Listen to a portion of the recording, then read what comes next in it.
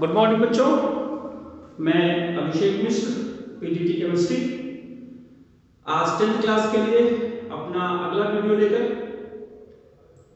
सबसे पहले मैं उम्मीद करता हूं कि आप लोग कोरोना से सुरक्षित होंगे, अपना ध्यान रख रहे होंगे, सोशल डिस्टेंसिंग का पालन कर रहे होंगे और जहां भी जाते होंगे मास्क लेकर जाते होंगे और सभी लोग स्वस्थ होंगे, ऐसी मैं उम्मीद करता हूं। आज का जो हमारा टॉपिक है कार्बन कंपाउंड, जिसमें हमने लास्ट क्लास में एल्केन, एल्कीन, एल्काइन इनके स्ट्रक्चर के बारे में समझा दिया था। आज हम देखेंगे कि आइसोमर क्या होते हैं और हमारे सिलेबस में कौन से आइसोमर पढ़ने हैं और उनके बेसिस पर हाइड्रोकार्बन की एक और classification, chain isomer, chain hydrocarbon, branched hydrocarbon और रिंग हाइड्रोकार्बन, सैचुरेटेड और अनसैचुरेटेड बोथ, जो हमारे सिलेबस में है उनका जिक्र करते हैं। सबसे पहले आप देखिए आइसोमर की डेफिनेशन लिखिए। सेम मॉलिक्यूलर फार्मूला, यानी ऐसे कंपाउंड्स जिनका मॉलिक्यूलर फार्मूला सेम हो बट उनका स्ट्रक्चर डिफरेंट हो, उनकी प्रॉपर्टीज अलग हो, तो such compounds are called isomers and the phenomenon is known as isomerism. हमारे कोर्स में C4H10, this is normally butane, ये ब्यूटेन का स्ट्रक्चर है, मॉलिक्यूलर फार्मूला है। हमें कैसे पता है ब्यूटेन है? क्योंकि एल्केन का जो मॉलिक्यूलर फार्मूला होता है CnH2n+2, ये हम जानते हैं। n = 4, तो 2n+2 = 10, तो n = 4 है, दैट मींस ब्यूटेन की बात कर रहे हैं। अगर इसके स्ट्रक्चर की बात किया जाए,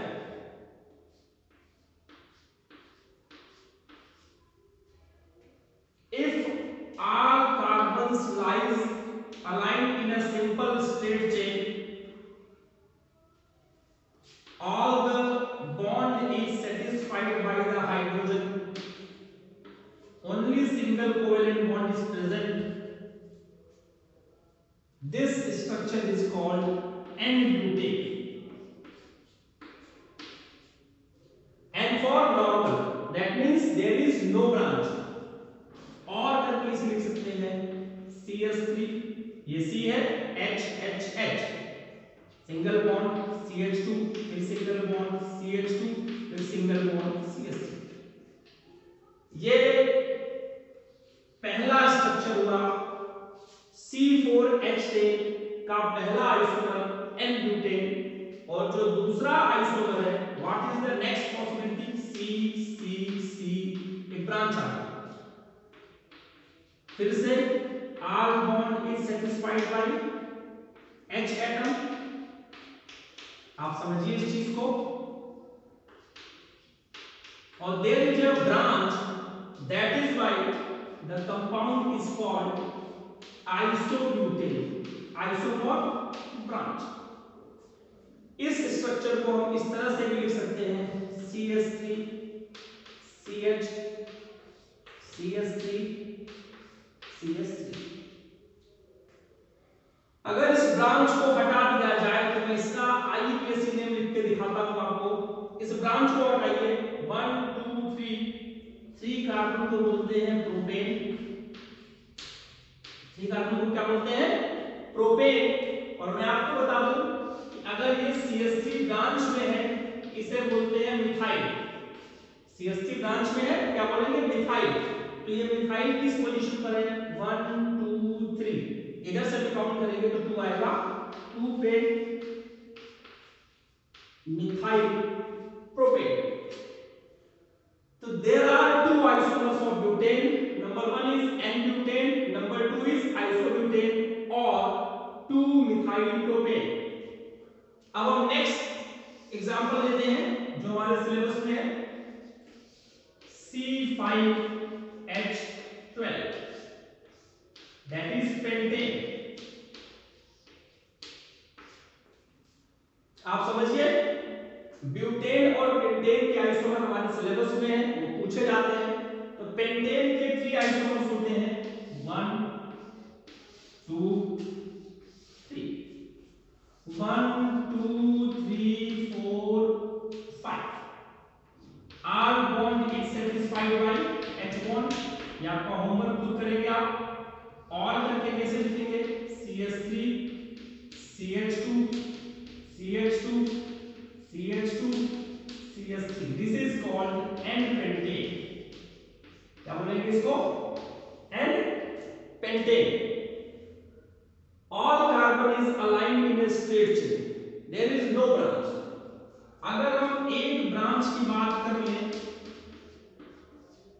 फिर से R bond is satisfied by H atom.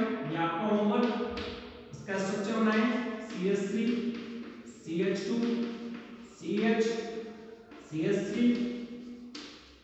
This is called isopentane. Isopentane. अब नेमिंग की बात करें, 1 2 3 4, इधर से काउंट करेंगे तो नंबर 3 पे आएगा मिथाइल। ये मिथाइल ग्रुप है। 1 2 3 4, इधर से काउंट करेंगे तो 2 पे आएगा। तो हम काउंटिंग उधर से करते हैं जिधर से ब्रांच पहले आ जाए। इसका ऑर्डर के जो आईपीएसी नेम होगा, 2 methyl butane, sorry 2 methyl butane. This is the IUPAC name of isopentane. तीसरा आइसोमर आप देखिए, एक और पॉसिबिलिटी हो सकती है कि 2 ब्रांच हो जाए। यहां पर कार्बन ऊपर भी ब्रांच में है, नीचे भी ब्रांच में है। All hydrogen is satisfied by single bond, all single bond is satisfied by hydrogen atom. इसको और करके लिख सकते हैं, इसका नाम जो होगा, सॉरी, नियोपेंटेन। 2 ब्रांच के लिए हम बोलते हैं नियो, सिंगल ब्रांच होती है बोलते हैं आइसो। इसका स्ट्रक्चर अगर हम दूसरा वाला बनाएं, CH3 C CH3 CH3 CH3। इस ब्रांच को अगर हम हटा दें तो लंबी चेन में 3 कार्बन, दैट मींस प्रोपेन। मैं आईयूपीएसी नेम का जिक्र कर रहा हूं। 2 बार मिथाइल है, यहां लिखेंगे डाई मिथाइल, डाई मिथाइल। और पहला मिथाइल दूसरी पोजीशन पे है और दूसरा मिथाइल दूसरी पोजीशन पे है, तो नाम हो जाएगा 2,2 डाई मिथाइल प्रोपेन।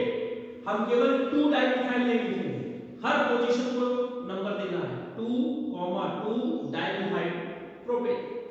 तो दिस इज द आइसोमर्स, यानी इसके बेसिस पर हम आपसे कह सकते हैं इन सब का इलेक्ट्रॉन डॉट आपको आता है, इन सब का स्ट्रक्चर बनाना आपको आता है। हमने सिर्फ आइसोमेरिज्म सिखाई है कि क्या क्या अलग अलग स्ट्रक्चर हो सकते हैं, सेम मॉलिक्यूलर फार्मूला। यानी अगर कोई आपसे कहे चेन हाइड्रोकार्बन का एग्जांपल दीजिए, तो आप एल्केन, एल्कीन, एल्काइन में किसी का भी नाम ले सकते हैं, pentane, pentene, pentyne, butane, butene, butyne. Saturated कहेगा तो सैचुरेटेड का, और अनसैचुरेटेड कहेगा तो अनसैचुरेटेड। 2 पार्ट। हम n=5 या 6 लेके चलते हैं, n=6 लेके चल रहे हैं। यहां पर सैचुरेटेड आएगा, अनसैचुरेटेड आएगा। तो सैचुरेटेड का जो नाम होगा वो हेक्सेन और अनसैचुरेटेड का नाम होगा हेक्सीन या फिर हेक्साइन। याद रखिएगा, ये लीनियर है, चेन हाइड्रोकार्बन है। ब्रांच की बात करें, ब्रांच हाइड्रोकार्बन, फिर से वही सैचुरेटेड और अनसैचुरेटेड।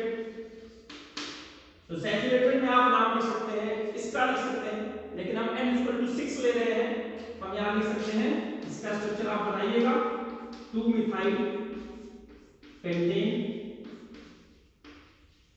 N है यहाँ पर क्योंकि ये सैचुरेटेड है, और यहाँ पर हम बात कर सकते हैं 2 मिथाइल, ये आपके कोर्स में नहीं है, सेकंड वाला 2 मिथाइल पेंट 1-ene, ये आपके कोर्स में नहीं है, हम बाद में बात करेंगे इसके बारे में, ये आप समझते हैं सैचुरेटेड ही पूछेगा। और एक होता है रिंग हाइड्रोकार्बन, रिंग हाइड्रोकार्बन, इसमें क्या होगा भाई, सैचुरेटेड की बात करें, अनसैचुरेटेड की बात करें, तो सैचुरेटेड में साइक्लोहेक्सेन आपको पता है, और अनसैचुरेटेड में डबल बॉन्ड रहेगा, इसका स्ट्रक्चर आपने बना रखा है बेंजीन, ये है साइक्लोहेक्सेन, साइक्लोहेक्सेन रिंग हाइड्रोकार्बन, ये सैचुरेटेड है, याद रखिएगा कि यहां पे कार्बन है, यहां पे कार्बन, यहां पे कार्बन, ईच कॉर्नर इज, और यहां पर each carbon is satisfied by the 2 hydrogen atom,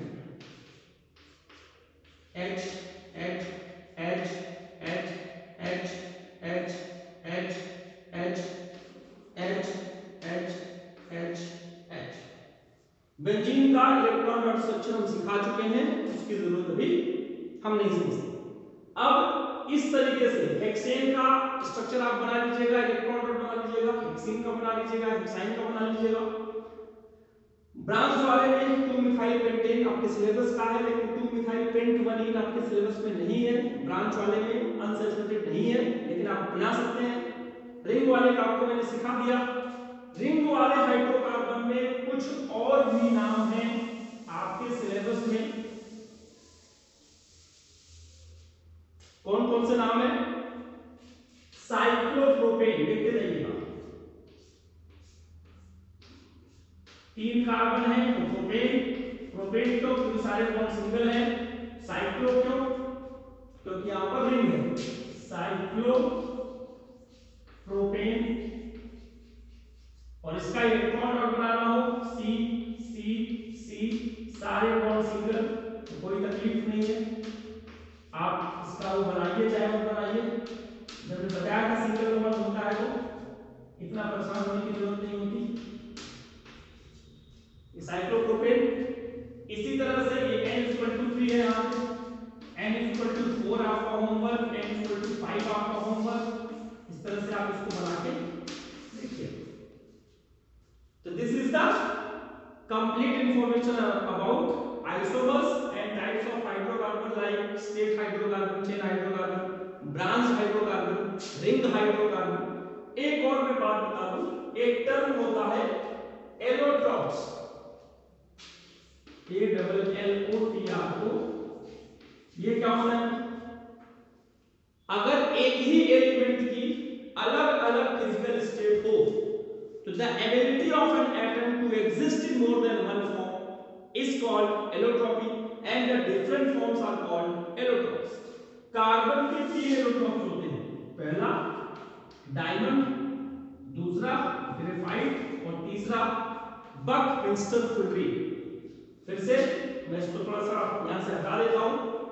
diamond के कार्बन के 3 एलोट्रॉप्स है, number 1 diamond, number 2 graphite, number 3 buckminster fullerene, FULLERENE। इनकी क्या खास बात है, जितने भी एलोट्रॉप्स होते हैं सबकी फिजिकल प्रॉपर्टीज अलग अलग होगी, लेकिन केमिकल प्रॉपर्टीज सेम होगी, यानी चाहे डायमंड हो, चाहे ग्रेफाइट हो, चाहे ये हो बकमिंस्टर फुलरी, अगर सबको कार्बन से रिप्रेजेंट करेंगे और सारे की रिएक्शन O2 से कराया जाए तो CO2 ही बनेगा। यानी डायमंड को जब जलाएंगे तब भी CO2 बनेगा, ग्रेफाइट को जलाएंगे तब भी CO2 बनेगा, बकमिंस्टर फुलरी को जलाएंगे तब भी CO2 बनेगा। यानी उनकी केमिकल प्रॉपर्टीज पे कोई फर्क नहीं पड़ता, हाँ physical properties, boiling point, melting point, hardness, softness, rigidity, इन सब पे फर्क पड़ता है। कैसे, diamond is the hardest substance known, graphite is softer than diamond, buckminster fullerene harder than graphite but softer than diamond. ये आपको समझना होगा। डायमंड इलेक्ट्रिसिटी को कंडक्ट नहीं डायमंड और ग्रेफाइट में डिफरेंस, डायमंड ज्वेलरी बनाने में यूज होता है, ग्रेफाइट पेंसिल की लीड में यूज होता है, इलेक्ट्रोकेमिकल सेल में यूज होता है एनोड कैथोड बनाने में, जिसको हम इलेक्ट्रोड कहते हैं। अभी आप इसे नहीं समझेंगे, धीरे धीरे चीजें समझ में आएंगी। आपको याद होगा, अच्छा मेटलर्जी सिलेबस से हट गया है इसलिए वो भी डिस्कशन नहीं किया, हम इसको आपको डिस्कशन करेंगे कभी, इलेक्ट्रोड क्या होता है। आप समझिए, diamond hardest substance known, graphite soft, diamond jewellery में यूज होगा, पेंसिल की लीड में यूज होता है, डायमंड इलेक्ट्रिसिटी कंडक्ट नहीं करता, ग्रेफाइट इलेक्ट्रिसिटी कंडक्ट करता है। डायमंड में each carbon atom is bonded by 4 other carbon atom which makes it very hard. और ग्रेफाइट में क्या होता है, each carbon is bonded by 3 other carbon atom, 1 electrons remaining free. This free electron makes the graphite good conductor of electricity because this is mobile electron, it can move. तो graphite electricity conduct करेगा। इसकी जो geometry होती है hexagonal planar होती है, तो बच्चों को मिल जाएगा एक बुक में देखेंगे तो, और इसकी जो ज्योमेट्री होती है टेट्राहेड्रल क्लोज पैक्ड होती है, वेरी हार्ड। तो ये सब बातें आप समझिए, और अगली क्लास में हम आपको डिस्कशन करेंगे एल्काइल ग्रुप क्या होता है, फंक्शनल ग्रुप क्या होते हैं, और कौन कौन से फंक्शनल ग्रुप हमारे कोर्स में है, और उनका हम आईयूपीएसी नेम कैसे लिखेंगे, उनका इलेक्ट्रॉन और स्ट्रक्चर कैसे बनाएंगे, और उनके बारे में हम जो हमारे सिलेबस में है हम उसको पढ़ेंगे। तो आज की क्लास में बस इतना ही। फिर से मैं उम्मीद करूंगा कि आप लोग अच्छे होंगे, अपने आप को कोरोना से सुरक्षित रखते हुए आप कोशिश कीजिए कि आपका सिलेबस भी टाइम टू टाइम चलता रहे। बाकी अगली क्लास में, आज की क्लास के लिए इतना ही, धन्यवाद।